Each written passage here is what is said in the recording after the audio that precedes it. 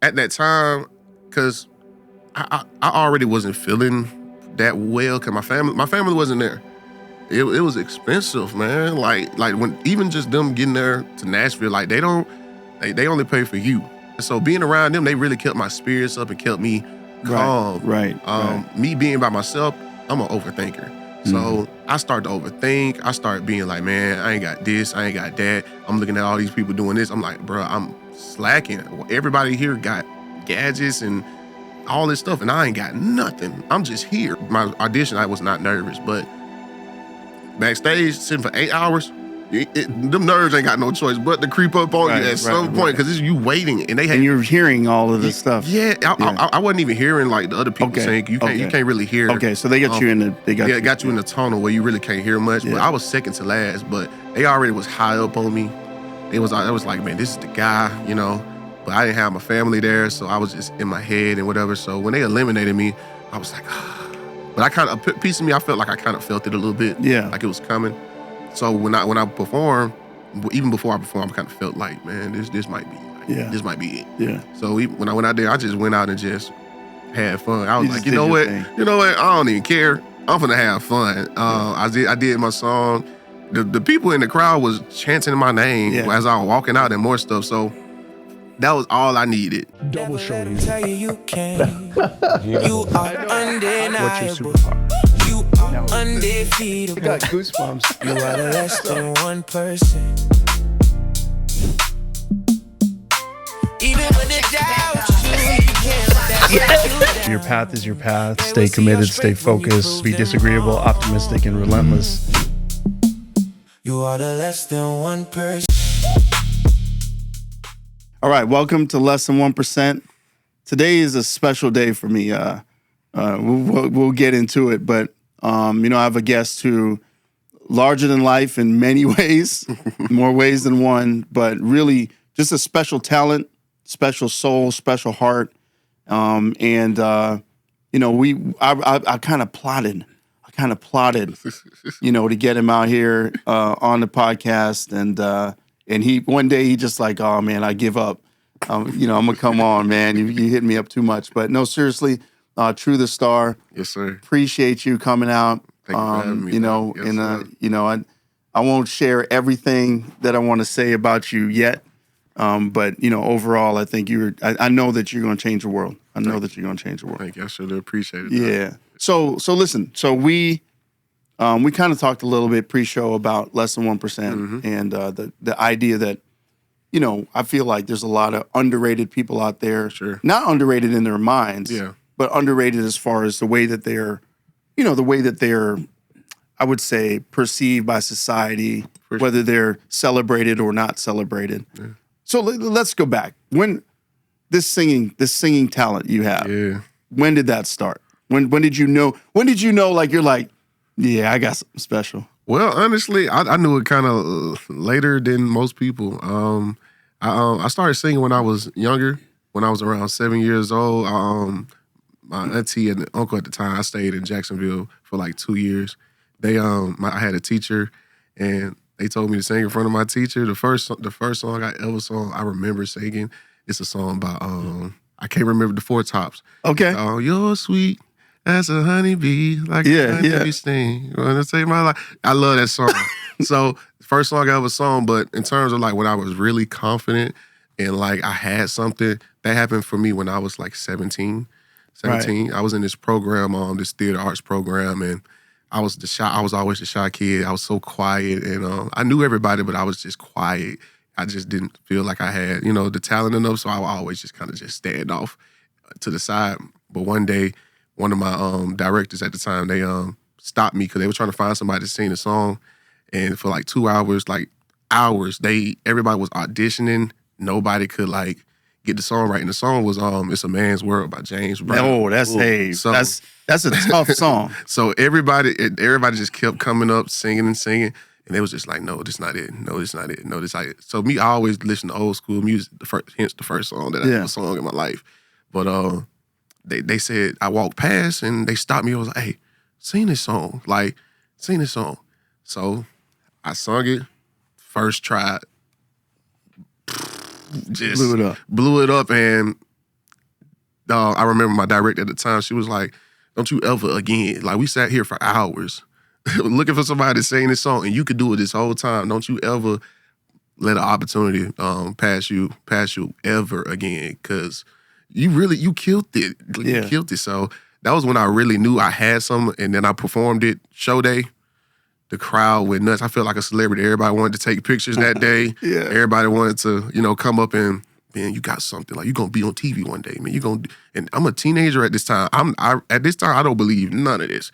Everybody like, I can't wait to see you on TV. I can't wait to see you on the news. I can't wait to see you doing this. Yeah. So that's when I really knew, like, okay, I might have a little something. And then over time, just constantly doing it, it definitely reassured me. I mean, are you a shy person? Not anymore. Not anymore. So that brought you out of your shell. Performing in general had brought me out of my shell in terms of like talking to people. I always been like a quiet kid because I used to get bullied when I was young. Like throughout my whole life, just in general, my life was very hard. So it was one of them things where it's like it's hard to talk to people when you're going through so much. And these are kids. These kids don't know that you got this going on and this going on and that going on. All they see is the effects of what you have going on in your life. Right. So they picking at your effects, the effects of the things that you're going through. Right. So yeah, I was quiet. I always stayed to myself because I always told myself, as long as I be quiet, as long as I just don't say nothing or don't talk back to them, or they won't mess with me as much. You remember any of those kids? Like you remember them by name? Like I don't remember them by name per se. I'm terrible with names, but a lot of them I know their faces for sure. Like a lot of them I still see to this day. A lot of them now they actually congratulate me on everything that I've been doing. They actually, and I could be the person to hold a grudge, but I always taught myself to have peace. I feel like I have a problem. Basically like the last 5 or 6 guests, unless the 1% don't hold grudges. And I feel like y'all talking about me, because I feel like I'm like the grudge. Like I remember everybody's names. I remember dates and times. I'm like Deion Sanders. Like I keep the receipts but I love that the way you're describing it, because you really just focus on like, hey, what am I gonna do? Yeah. Because if you focus, I think people are right. The therapy you're giving me now is good. Like, hey, if you're so focused on them, you really need to be focused on what you're doing. Yeah. So I love that. So you have that moment, and now you're starting to pick up momentum. Like, hey, I can do some things. So are you diving in, listening to more, trying to find your voice? Because that's a little right. You got to find. Yeah, you do. It's a process. It took me longer than others to find that process, but I definitely, after I figured like, okay, I might have a little something. It kind of gave me a really, really big confidence boost. So after that, I pretty much told myself I'm going all in. At first, I was living with my mother, so I started working a little bit, and that kind of distracted me away. And I worked a few jobs. I couldn't do it. The jobs was like, it's like when I was working. You kept thinking about something else. Yeah, it was like something on the inside of me was like just burning. It was like, let me out, dog. Let me out. Yeah. I can't come out if you keep on working these jobs and keep on, So I just got the bold idea to be like, you know what? I'm not gonna be able to do what I need to do and make it the way I want to make it if I'm constantly giving 8 hours of my energy and throughout 5, however many times during the week to something outside of what my gift is. Wow. Wow. So, everybody got their own route, but that was my route. That's what I was thinking at the time. So I made the boldest decision ever. And I was like, I'm gonna quit my job. And since then I haven't worked a job in 6 years. Wow. Yeah. So, and just performing just music. Yeah. Just music. So music, man. Do you feel like you've gotten that break yet? I know we talked about this pre-show. Like, I mean, no, not yet. No, trust.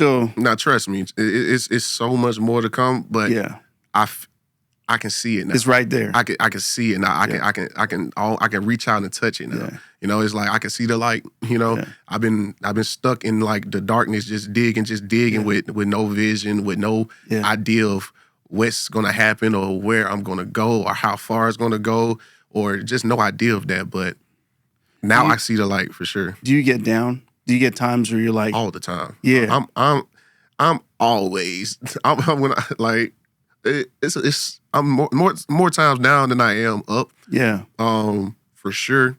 But I have an understanding that, you know, this is temporary. Yeah. At the end of the day, and you know, the greater the struggle, the bigger, you know. Yeah. You know, Yeah. the bigger the success, in my opinion. So I totally agree. So okay, we'll come back to that. Come back to that. I'm gonna go a little light here. So your story inspired me. I want to play something after this, which you were on American Idol. I think that's what everybody want to see. Like, Moo, stop talking to him. We want to see that. So I'm going to put that up on the screen in a minute. But what I want to ask you is, like, I think there's an inspiration. You know, you saw my office. You know, Michael Jordan. I'm no Michael Jordan, but you know, I know a lot of people probably feel this way about him. But for me, that was a goal. That was a target, and not just, you know, the game of basketball, but the mentality, you know, just the swag, all that stuff. Is there, so I want to ask you two questions. One, is there a artist or, you know, whether it's in the past or now, that you're like, that's my Michael Jordan. That's who, you know, I aspire to be. Yeah. And then who do you think the greatest of all time sort of artists, you know, are? That's a very broad statement. For me, that's a very broad question.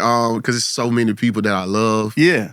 But I'll give you two people that for sure that I look up to. One is James Brown. Oh, for sure. James Brown for sure. Just him. Just him as a whole. James Brown for sure. And in terms of just like voice, style, and somebody that I just really love, David Ruffin. Now, the person that I believe is the greatest of all time when it comes to the music thing, you can't, Michael Jackson. Michael Jackson. You really can't debate that, you know? Yeah. It's Michael all day, every day, 2 times on Sunday. So I feel like, so I agree, my goal has to be Michael, right? Like Michael just changed the game. Yeah, it's impossible. I'm Jamaican, so I throw Bob Marley in there just because. Bob Marley is just because of the consciousness behind it, not just the vocal, right? Because he, you know, he's not Michael, but just the consciousness. But I think somebody for me that like changed musically, because you know, I mean, you know, just from a music standpoint, is Stevie Wonder. Oh, you see what I'm saying? Like, I mean, Stevie, like, I would definitely give the GOAT to Mike, because Mike was pop. Mike is trying to sell records. Yeah. I don't feel like Stevie ever tried to sell records. He was making music. Right? Sure. And like when you make me miss the harmonica, you make me miss the harmonica, you done did something to me. Cause like, so Stevie's, I never got a chance to see him. I know he's still actually doing small things. Yeah, he's still. So I'm hoping that I can see him. Apparently, there's this music conference that happens every year, the NAMM show. Yeah. Apparently, he's there every year and he walks around. Yeah, I seen him walk around at that, but the last year he was looking a little rough. You know what I mean? Like he was looking like he was, you know, getting older. You know what I mean? Of course. But okay, so we got MJ. We agree on that. Let's. I want to play this because I was intrigued watching this. Yeah. So tell us who you are, where you're from, your age. I go by Trew The Star. I'm 24. I'm from Montgomery, Alabama. No way, down the street. Yeah, down the street, Tuskegee, man. All right. Yeah, man. Any musical background in the family, or just you? My Uncle Lionel. Uncle who? Lionel. Sounds like a good individual. Wait, is he your uncle? My first memory of music, me and my mom actually used to watch American Idol. That was my first memory so many of people ask me that loving question. music. And, He once tried to run away to Hollywood. And he was just gonna run away with a guitar and sing on the street. I thought it was crazy. Yeah. And he was determined. And I'm glad you kept that energy, bro, despite what anybody say about you, bro. I appreciate it. For real.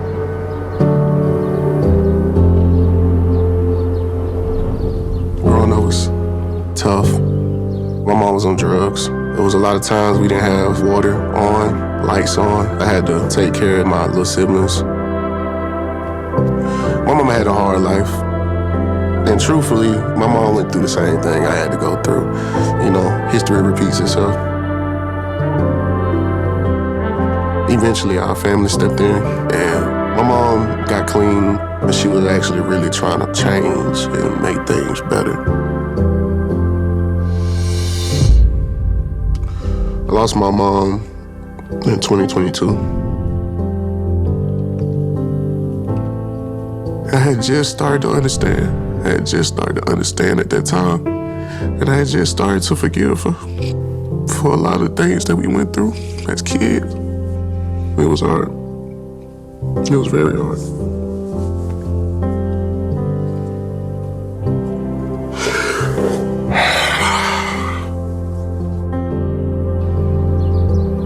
This is a very special moment, not only for me, but for my family. Can you let me pause it right there? I want to.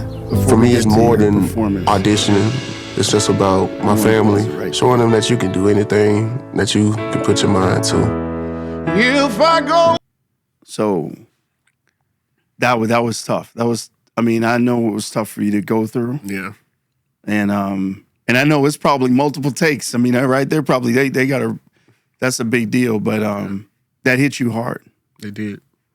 Tell me about that. Like it felt like you had just gotten to the point where, you know, you talked about being bullied and being shy and how you're coming out of your shell. And you just now, like, I know what my life is like. I know who I am.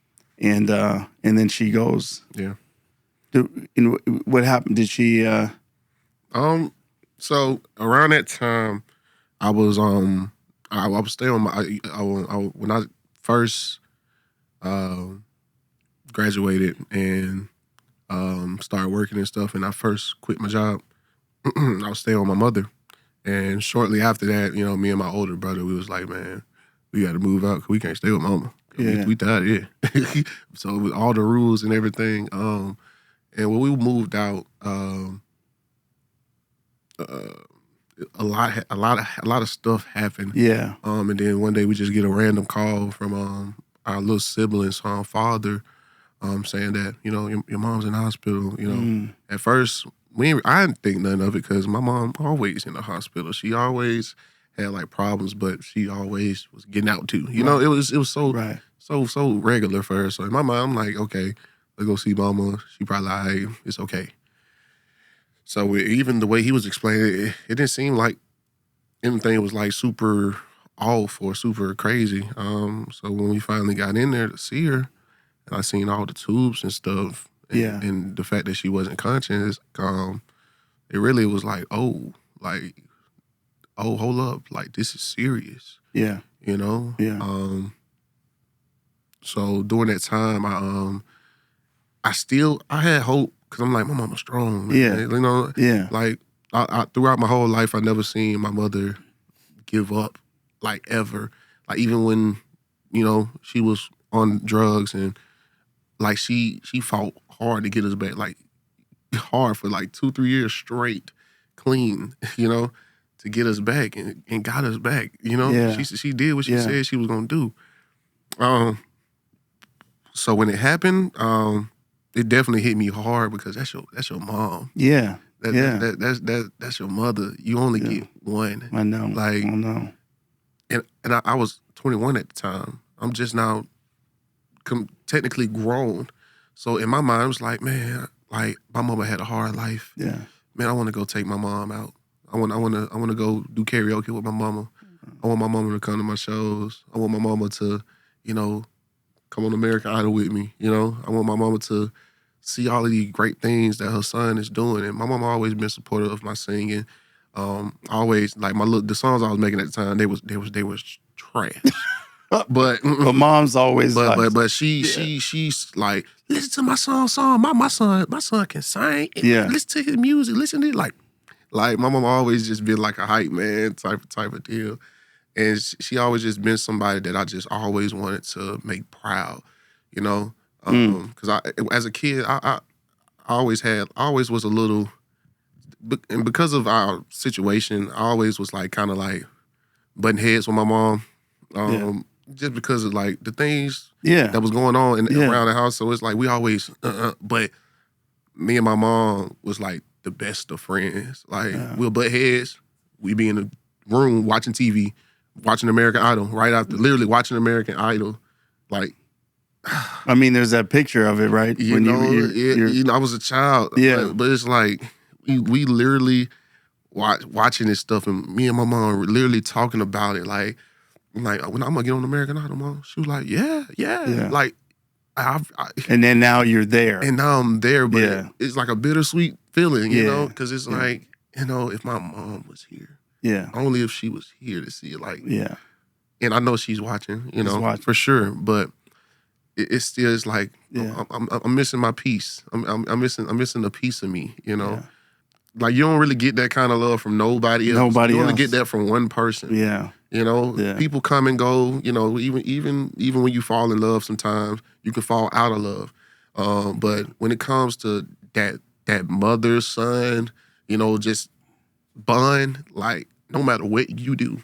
You can go do the most horrible thing in the world. They'll be right there. Your mom is still going to love you and still be there for you and still, no matter what. So it hurt a little bit. I appreciate you being able to talk about it, you know, to us. I mean, I know, obviously, you talked about it, but, you know, I think that, you know, I'm very private. Yeah. So it takes a lot for me to. I was like that at first. Yeah, and so I mean, in the book, I mean, I'm in my book, I had to write about a lot of things I didn't want to. Yeah. And my book didn't have anything in it about me. It's a story about people and all these less than 1%ers. Publisher was like, listen, you got to write some stuff here. You got to show people who you are. Yeah. And I think in that moment, I saw, like, I mean, we're gonna listen to you sing, for sure. But that was not the highlight for me. The highlight for me was seeing. The other highlight for me was also your brother. Yeah.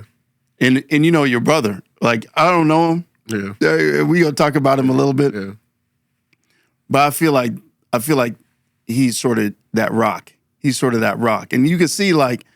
You know, he got one tear, and I saw the tear before it even came down. I saw the tear just hanging. Before it came, collecting it. Yeah, it was just hanging there. Yeah, but he didn't really want to. He didn't let it out. He didn't let it out, but it just broke through. Yeah. And I thought that was amazing because he felt all of that stuff that you had inside, but he was still being that rock. Yeah, like nah, my brother, that boy crazy.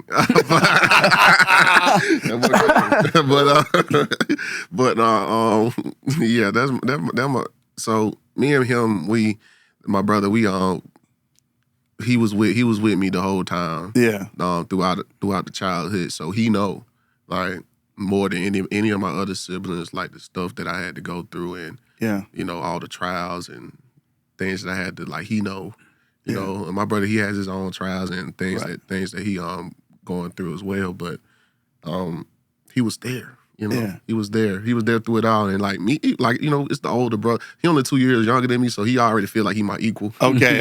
But it's always gonna be like that big brother, little brother kind of thing. And we always used to just butt heads and stuff. But like me and my little brother, like I know for a fact, like he got a big heart. He got a super big heart. He loves hard. You know, he be trying to put on this tough interior a lot of time and try to be, but deep down inside, like he is the most nicest, most kindest, most loving person that you. Yeah, but I kind of feel like, man, if I wanted someone to roll up on somebody else, I'd probably take him with me. Nah, for sure. That boy crazy. I'm trying to tell you. Before we play it, I know I'm holding everybody back from seeing this video. You've been through a lot of things. Mm-hmm. Some we talking about, some we're not going to talk about. And you are where you are. So all of the things that happened brought you to this point in life. Yeah. Would you sacrifice where you are now to not go through those things? Oof. You know? You know, I'm not gonna lie. Like, a lot of people would instantly be like, no, but it's really something to think about because the things I've had to deal with.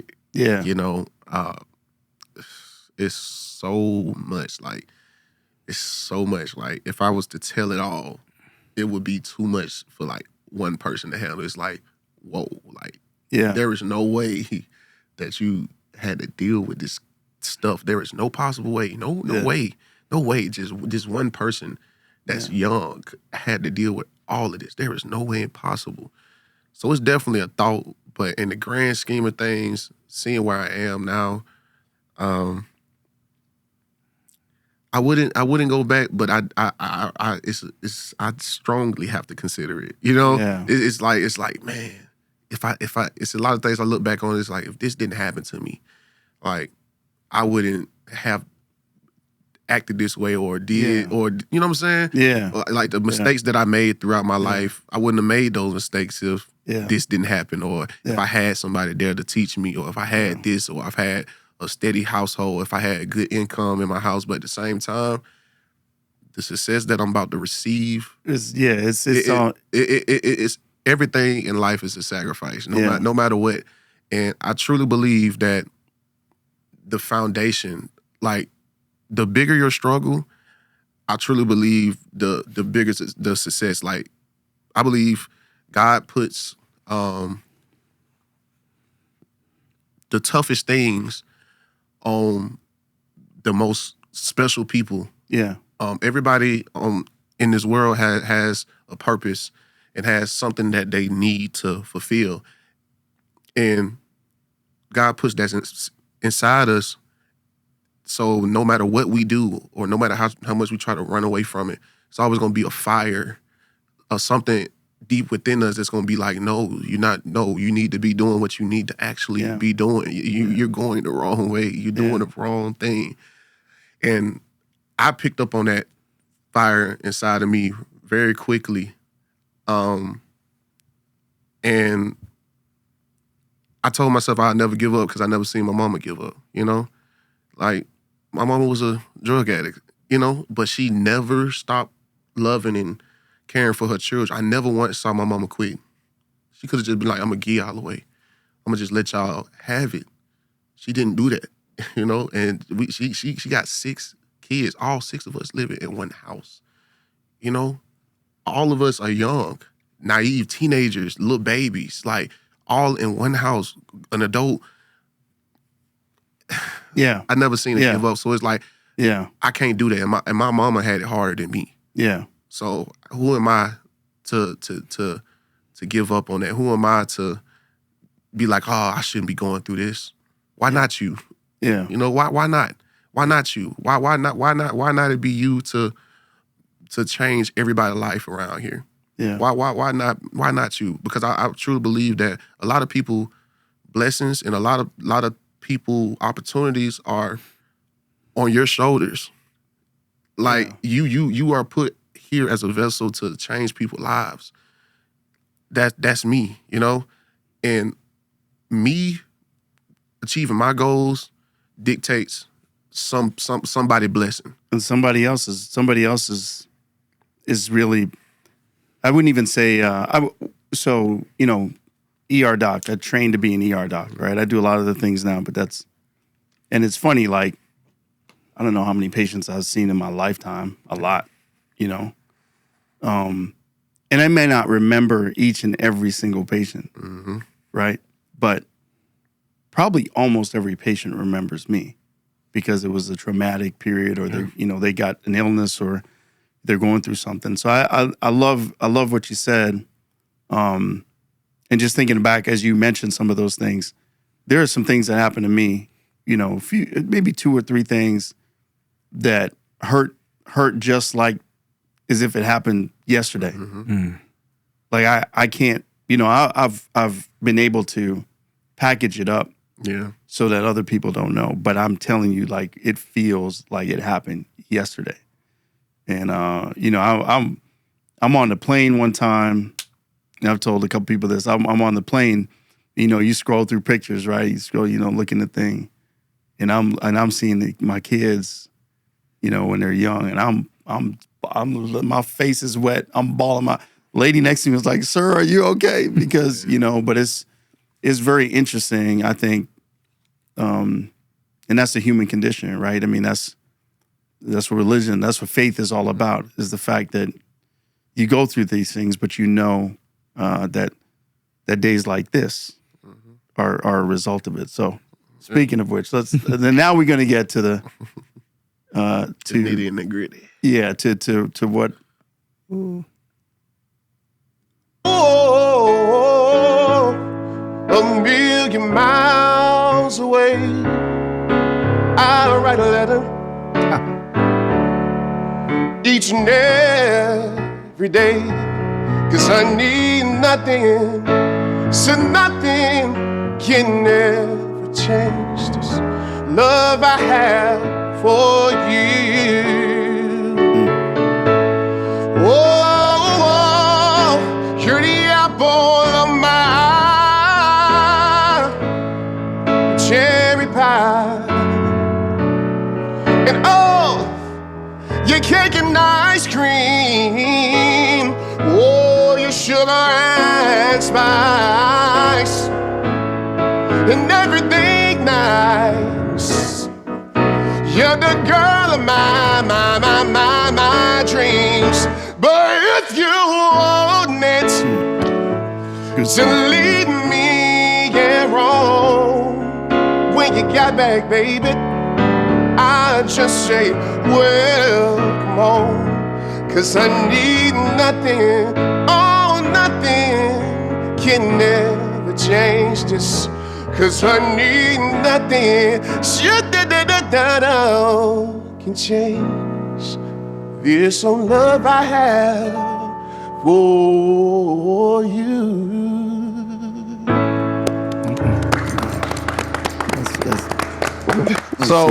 So I'm channeling now all the folks in Montgomery, Tuskegee, Auburn, Union Springs. They told me to give you a hug. Oh, thank you so much. Thank you, man. Now, we're proud of you, son. Thank you so much. Did well. I love that. Wow, Thank you so much. that's crazy. You have a commanding voice, but I think my favorite part was your delivery.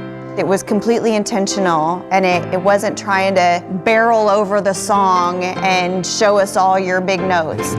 You were just delivering a story to us, and it was very believable. So listen, what's it It like? was What's the it first like? time in 3 What's days that like? I've I mean, had I gotta full know. body I mean, chills the Lionel whole Richie- time. Lionel Richie And I thought it was is- just so real and genuine, and I just cheer for hugging you. you. I want to see your family have a blast with all this. If I'm being honest with you, Yeah. it's not real. Like it don't feel real. It's like one of those things where it's like to this day I can't believe that happened. Like it doesn't like it's just like a dream. It's like it's like you there but you're not there. Yeah. Like I can't believe none of that happened. Like it's the craziest thing. Like, you know. And it wasn't just, I mean, you got to go through, don't you have to go through like you got to go through a bunch of stuff before stages? you even get there. Yeah. It's a lot. Fun fact, I actually auditioned for American Idol in the early Really? 2000s. Like one of the first, I think, maybe the third or fourth season. Wow. That's crazy. It's a lot. Yeah. It's a lot. No, it is. I think this season when they was telling us because they do virtual, so they're able to audition more contestants quicker instead of doing it in person. I did mine in person. They only had one in person audition, and it was in Nashville. So it was a whole bunch of just country artists, and I was probably the tallest guy in the building. I'm like, Lord Jesus! But I sung outside, and everybody was like, "Oh, that's him," going crazy. But they do a lot of virtual auditions. Yeah. And they told me that this season, like it was like over like 100,000 people, like literally over 100,000 people like audition, and out of that 100,000 or 200,000, whatever, only probably like 300-400 actually get in front of the judges, and out of that 300-400, only like 130 people. It's different now too, because I mean, in the earlier seasons, they let a lot of people in for entertainment value, right? Yeah. But now they're really serious about these singers. Yeah. And so they're picky about who they let in. They really are. They really are. They really gotta like you a lot in order to just because it's so small now. Yeah. So small. So what is it like? Like, so I mean, now after that, I mean, obviously at some point you're going through, right? You made what? How far did you make it? Like third round. Third round. Yeah, third round. Yeah. Yes. Just the audition first. It was great. But they have you on like you doing this, you doing this, you doing this, you doing. It's like, Lord Jesus. Yeah. Like, man, I was not expecting that. Like, I was tired. Like, I was real deal tired. Like, it's a whole bunch of ripping and running. Yeah. Like, it's more doing videos and than singing. Like, because they're capturing content throughout that whole thing. Yes, it's like social media content. Then you got to go do the interviews and all of this stuff. Like, you kind of do it like before, like you get to the audition. I did the interview. I did that before the audition. It's a lot of stuff. Then you got to go rehearsal. Then you got to get on the Zoom calls and talk to the people there. It's so much. And even during Hollywood week, like, that was crazy. Like, yeah. Like, like, it's funny because, like, doing my Hollywood week performance, man, I was backstage for like 6-8 hours. Like, 8 hours. I'm talking about straight, but waiting to perform. And it's like sitting on a hard floor. They don't make you call. It's like, but that's the whole point. I was like second to last, and I ain't never been through nothing like that. So it was like one of those moments where I was like, bro, like, whoa, hold up, wait a minute, my voice getting dry because I'm just sitting here, I'm not talking. Like, and even if I do talk or sing, it's still like it's not gonna help, you know, unless you have like the gadgets and stuff. Everybody using gadgets. I'm not used to it. I'm used to just waking up. When you say using gadgets, explain that. Like nebulizers, vaporizers. They got little vocal boxes, having like teas and mints and certain like grethers and pastils, all of that stuff. I didn't know nothing about that when I was there. So when I went out there, I'm just like, oh man, I'm kind of just winging it. You know, it still went pretty good. You know, because I made it to the next portion. Yeah. But I like going through that. It definitely made me like learn a lot of stuff, even with the filming side of things and just filming my own content and even with like the filming side, the social media side, all of that. You learn a lot. If you learn if you want to learn. I always been like the type of guy to just want to get better. Yeah, how everybody do everything. Yeah, you know what I'm saying? Because I want to do the same things one day, and I feel like I will end up doing it. So it's a learning experience for sure. So you go through that. You're devastated when you. Nah, I mean, you just like. I mean, at first, yes, but at that time, because I already wasn't feeling that well. Because my family wasn't there. It was expensive, man. Like when even just them getting there to Nashville, like they only pay for you. So anybody else extra that's coming, like. You gotta, you know what I'm saying? So being around them, they really kept my spirits up and kept me calm. Right. Me being by myself, I'm an overthinker. So I start to overthink. I start being like, man, I ain't got this, I ain't got that. I'm looking at all these people doing this. I'm like, bro, I'm slacking. Everybody here got gadgets and all this stuff, and I ain't got nothing. I'm just here. So I'm like, it was like a little nerves.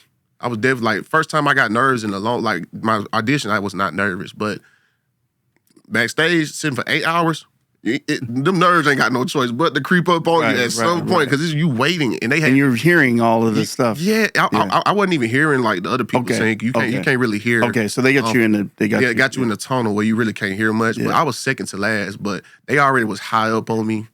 I was like, man, this is the guy, you know.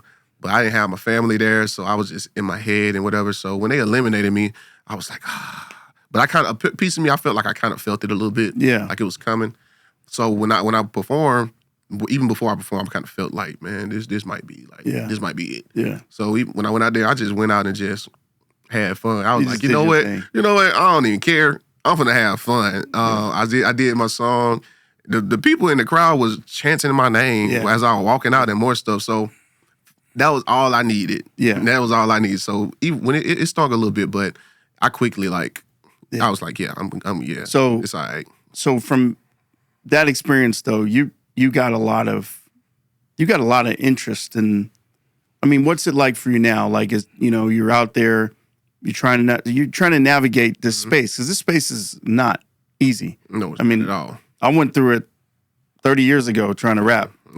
So I went through that then. I can't imagine what it's like now. Yeah. Some people hitting you up that's not really trying to help, and other people that you want to hit you up aren't hitting you up. So what's it like now? Like, how are you navigating that? I'm really just taking it day by day. Yeah. Not allowing myself to get too stressed out. Keeping too stressed out, or even just too happy about anything. I keep it like in the middle. That way it's like I can, deal with things a little bit better as they come. Yeah. Because I feel like if you're too low, you're gonna miss out on something that's really real. Right. If you're too high, you could be high up on something that's not even really not so big. Yeah, it's not gonna happen. Like, yeah. So I kind of always just keep myself in the middle. But in terms of like everything that's going on, I feel like I control my destiny. I feel like I got the keys now. Yeah. So it's like everything is based on what I do. So if somebody don't hit me up, then I just got to work harder. Go to the next. You know what I'm saying? Just work harder, or go to the next opportunity. Yeah. So it's like just constantly doing things and constantly just doing stuff for myself. That's why I say being on American Idol really like helped me, because I realized like this is a production. Like a lot of people, they look at American Idol as a one way thing. When I went there, I changed my mind. I was like, I'm gonna learn about how are they doing what they do, how are they doing it. Instead of just being like, oh, I'm just being. I want to win. I want to win. Yeah, I pretty much figured that wasn't gonna happen. Yeah. But I could have won, but deep down inside, I knew that wasn't my destiny. Yeah. I just want my whole purpose. I just wanted to tell my story, and because that's something that me and my mom always talked about, being on American Idol. So I wasn't really thinking like winner, chicken dinner. No, you know what I'm saying. Right. I was more so just thinking like, I want to go on here and show people who I am. Yeah. And I want people to fall in love with me as a person, and also me with my voice. And I feel like I did that. American Idol, a lot of times you're singing somebody else's song. For sure. And I always find that's kind of interesting, right? Because, you're always comparing it to the original, which is a weird thing, because you're creative. Are you creating your own stuff? Are you writing your own stuff? How is that? Yeah, for sure. I'm actually in the process of making an album right now. All right. Yeah, I'm still making all the arrangements and things. I'm probably gonna start recording probably like next month. Yeah. But I'm definitely in the process of making my own. I'm an artist. That's who I am at heart. Yeah. I love singing like other people's songs, but I've been doing that for a living. So it's kind of drained. And what genre? What's your style? I'm a chameleon. I do a little bit of everything. I don't really do like one specific thing. Okay. Especially with the new music that I'm about to make. It's about to be genre bending. It's not about to be one specific genre. Like a lot of people probably would think R&B, soul music. Yeah. Nah, it's not about to be that. I'm gonna have like, it's gonna have R&B soul elements, but it's more like it's gonna have a mainstream appeal. Yeah. So it's gonna have. I call it soul music. It's just music from my soul. I really can't put a genre on it. Now, are you gonna try to?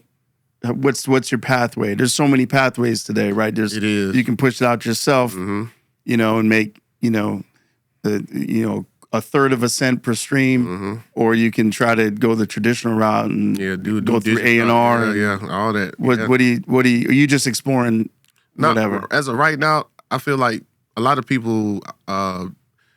When it comes to the music thing, they feel like they need to go to somebody to get the help, or need to have something or someone to help them to get, to get what they want. Me personally, I feel like I work and I do my work as if nobody's gonna help me.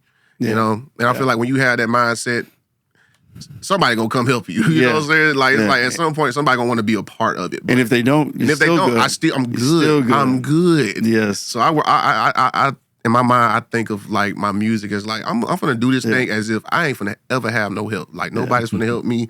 I'm just all alone in this. Even though an opportunity may come from that, but I'm working as if nobody's gonna come help me. Yeah. Well, I told you this pre-show. It's a weird emotion that I have in respect to what you're doing. I'm so proud of you. I appreciate it. I respect you so much. I think that you I know it's gonna pop. I know it's not if, it's just when. Yeah, literally. And I think that but you have the right spirit, and I think that's a lot of things. I mean, there's a lot of bad artists out there that they can't sing, they can't rap, but their spirit takes them, you know, and the way they interact with people. And the other thing I'm really glad that you made time to do this, right? I mean, that's part of your personality. Like, you know, some random dude just hit him up. Like you can, I mean, I literally like, hey, hey. Hey, man. And you're like, and then you kind of like, okay, well, you know, this is something I can do. But I mean, that kind of, you know, I wouldn't say respect, but it's sort of like opening your mind to different opportunities. The thing you say about genre is interesting because I try to do that with healthcare, right? And we talked about that a little bit as you were looking around the office. Like, I feel like your story is empowering for healthcare. It's empowering for, you know, the business world. Yeah. I feel like your story is not just an American Idol singing, entertainment, creative story. Not at all. Right? Like, stories take us into places, you know, what you went through with your mom and that emotion and the way that you have carried that torch now. Yeah. Right? That's you know, genre, it's not genre specific. And so, but I do have a genre specific question for less than 1%. Okay. Talk to me. You all right? So I ask everybody on the show. Yeah. There's one question. I ask many questions, but one question that I ask for everybody. And I think there's a lot of energy behind it, and I can anticipate your answer, but I don't want to tell you what I think. So if you had to pick a superpower, something you do better than everybody else, something that's, you know, deep in your spirit that has allowed you to be successful in this world, what would you say your superpower is? I would say my superpower is I just feel like this is just an obvious one for me. But my superpower is connecting to people. Like when I sing, I have the ability, or not even when I sing, just my presence and me just being around people or just talking to somebody, I have the ability to connect with that person and change their mood, you know, change how they feel. I was walking, I was at the news station promoting an event Wednesday. And this lady walked up to me and she was like, what's your name? What's your name? You Trew? You Trew? Yeah. I'm like, yeah, I'm Trew. She was like, oh. She was like, girl, that's American Idol right here. And I was like, hey, you know what I'm saying? And she was like, can I get a picture? And I was like, yeah, you can get a picture. Come on, let's do it. We took a selfie, we took a picture, and she told me, she was like, I was literally having I was having a down day, but you just made my day, baby. Wow. I'm like, what? Like, just me just taking, I didn't sing in that moment. So small things. Yeah. Like, all I did was take a picture, my energy, you know? Yeah. You know, that would be my superpower. That's me. I think you're right. I mean, I see it again. You know, I think social media is a very interesting thing because you can portray a person that you're not. Yeah, for sure. You can fake. You can fake it till you make it. You know what I mean? The funk doctor. But I will say for you, like, you can absolutely see, you know, that connection. And I think music, I think music is so powerful, and the reason the industry is so huge is because you change. You make people feel differently. And that's what I try to do when I write. I try to make people feel differently. Even though they kind of, I know, or this or that. Yeah. I try to put them in a different place. So I love that. So now we're going to call. You can call whoever you want. All right. And so we're going to call. We got to put the earphones on so we can hear them. And then usually what I say is if you just introduce, you let them know you on the pod. Yeah, trust. And I got to. And then we can, and then just let them know, and then I'll jump in. Let me see. You can hear that? Yeah.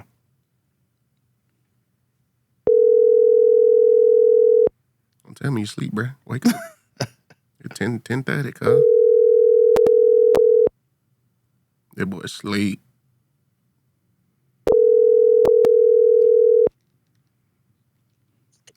So everybody, 1, 2. You at work, Doc? Because you know this week. Yeah, what's up, man? You got time to step away real quick?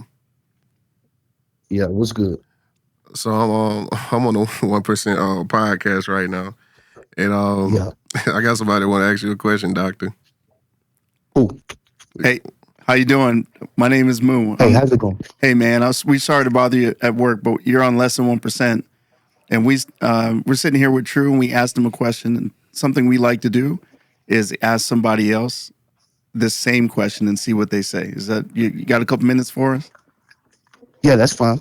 All right. So what we want to know about Trew is, what do you think that his superpower is? Man, I really got two answers. Okay. But I'm gonna keep it sweet with one. I think he has the ability to read minds. And I say that meaning, when he's out on the stage doing this thing, he know how to pull the exact song out of somebody's mind or multiple people's mind and had a crowd rocking. So his mind reading abilities and the way he's able to work a crowd, honestly, is his superpower. That's amazing. What do you think about that, Trew? I mean, you right on. What the second one though? What was the second one you were gonna say though? It was gonna be something silly, bro. I'm not even gonna lie. It's okay. Say It's it, bro. okay. Say We got it. I want to hear it. I swear, let it be wrong. Let it be wrong. I feel like if you had a superpower, though, it'd probably be something like the Hulk type of being. Hey, like listen, a brute. we can't have him turning green in here. All right? Dude, Did you say Groot? Yeah, like a Groot type of being. Okay, so we just had an hour podcast, and he's saying I am Groot the whole time. Man, this is crazy, man. Man, get off my phone. Hey, appreciate you, brother. Appreciate you. Hey, no problem, man. All Y'all right. take care, man. Thank you. All right. All right, Brody. I like that. That boy a fool. When we release this, we're gonna have we have Trew all green. Man, that's gonna be so funny. Oh man. That was great. That was great. But yeah, I think it's funny how people perceive, what we think is great about ourselves and what we perceive about ourselves. I think is amazing. So you're working on this album, 5 to 10 years. Like, look out, whatever time you want to look out and say, this is where I'm going to be. Ah, man. 5 to 10 years, man. I plan on having my life pretty much structured. Yeah. In a sense, married, kids, Grammys, awards, all of those things. Pretty much chart #1 album, #1 song, Nice. things of that nature. I mean, I feel like that's every artist's dream, but most importantly for me, having kids and being married, and making sure my family, we all living and we financially stable. And if I do pass or whenever I do go, my family got something to hold on to long after I'm gone. That's where I see myself 5 to 10 years from now for sure. That's you got it all. You got it all. You've thought about this before, so yeah, I think about it every day. This is my dream, man. Yeah. I think about it every day. When I go to sleep, I wake up on my birthday, on Jesus' birthday. Yeah, I think about it every day, Doctor. Yeah, this is a weird story when you think about falling asleep. So in high school, everybody wanted to dunk. Everybody wanted to dunk, right? Like that's the thing. Like everybody, and I'm little, so for me to dunk, it's and tough. I had a good vertical, so it was great. But I used to always dream, I go to bed sleeping, like, okay, this is this point in the game, and but it's funny how your mind plays tricks on you, because then one day in the playoffs, man, I jumped. I went a fast break and jumped. And I went to the rim, and I was like, "Wait a second, I can get this. I'm right here." Yeah, you know what I mean. And it was funny because I surprised everybody. I surprised myself. Yeah. But so that visualization, I'll tell you, it does something to your body and to your mind. So if you had one thing to say to everybody out there, if you people are looking to say, man, Trew's on less than 1%, and you know, what's one thing that you would want to let them know? You know, whether they're going through something like you went through, or whether they're trying to achieve something like you want to achieve, or that you've already achieved. What would you tell them? Well, first off, this is gonna be a little silly. Don't drink a whole bottle of water. I gotta use the bathroom so bad. No. But the truth is this: you drank 2 bottles. Oh my! What is wrong with me? What is wrong with me, dude? I gotta go to the bathroom so bad, so I'm gonna make it quick. Man, but truthfully, like,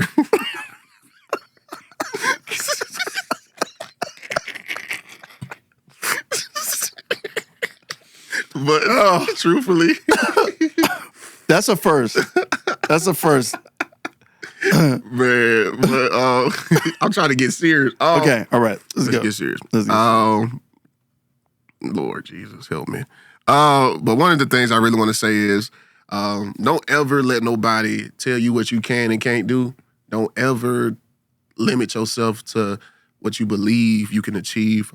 Always just keep pushing and keep pushing. Always know that somebody else has it worse than you. Yeah. No matter what, you might think, oh, my situation's so bad. Somebody had it worse, you know? So just keep believing in yourself. Yeah. Even when you take the time to be down a little bit, like when bad things happen, definitely let it consume you a little bit. Let it, let your emotion flow in it, but don't stay there. Like, just give yourself like a day and move on and forget about it and keep pushing. But most importantly, just continue to believe in yourself and do everything from here. Don't do things because you've seen somebody else do it. Don't do something because somebody else told you to do it. Do it from your heart. And if you do it from your heart, you'll never go wrong. You can't. That's all I do. Everything I'm doing, I don't believe I'm the most talented. I don't believe I'm the most this. I'm the most that. But I do it from here. Yeah, and it makes the difference. Well, Trew. I know you got it. I know you got to go. But before we end here, I want to give you a token of our appreciation. It's a signed book. You can open it up. Maybe the other way. Other way. Flip it, Hold up now. You can just flip it all over. Flip it there. Here you go. Boom. And it's a signed book. Yes, Less than 1%. Yes, sir. I got you a Less than 1% T-shirt and some swag. But I signed it all for you. So thank you so much, man. I truly appreciate you. So thank you, man. Yeah, you are a less than 1% of your whole story. Most That's definitely. when I first saw you. Thank you. When I first saw you, just what you've been through, right? Like, look at that video, right? I mean, you've been through a lot. Some of the things that you want to tell us and some of the things that you don't, right? But you've been through that journey. And in that journey, any step along that way, you can say, you know what, I'm done. It's wraps. I can't do this anymore. It's not worth it, man. Yeah. I don't. This is a dream. It's never going to happen. Yeah. And how many people along the way have doubted you? How many people along the way have, made you feel like you couldn't achieve it? Yeah. And you are achieving it. That's a less than 1% story. And I appreciate Trew The Star, my man. Look, you better go and find him on Instagram. Where else can they find you? Everywhere. Trew The Star. TREWTHESTAR. Everywhere. No matter where. Everywhere. You'll find me. Yeah. So go find him. Follow him. When the album comes out, check him out. And you better get to him now. Yeah. He's about to blow up. And when he blows up, you're not going to have an opportunity because he's going to be signing too many autographs and taking too many pictures. So Trew The Star, appreciate you. Thank you. Don't drink 2 bottles of water, y'all. I'm finna go. All right. I'll let you go before we'll do pictures. But before he leaves the studio, me and Trew about to do a duet. So no. But for real though, he's blessed us with doing a song. So Trew, I'm gonna let you handle it. Let's do it, dog. Yeah.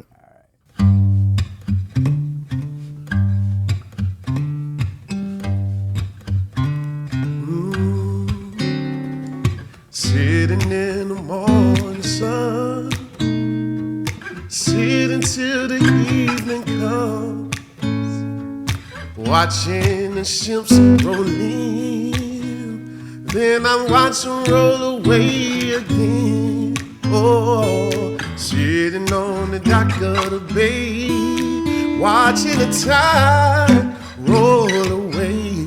Oh yeah, sitting on the dock of the bay, wasting time.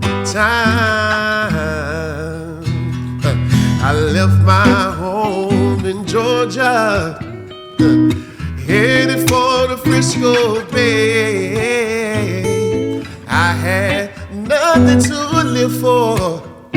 I guess nothing's gonna come my way. So I'll be sitting on the dock of the bay, watching the time just roll away. Yeah.